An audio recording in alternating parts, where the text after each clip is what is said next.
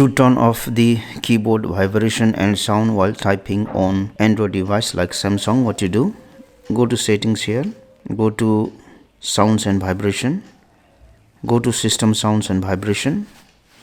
So if you see here, there's an option keyboard sound, you can turn it off, and also there is keyboard vibration, you can turn it off so that there will be no sound and vibration when you are typing on the keyboard. Thank you for watching this video. Please like and share this video if you found it helpful.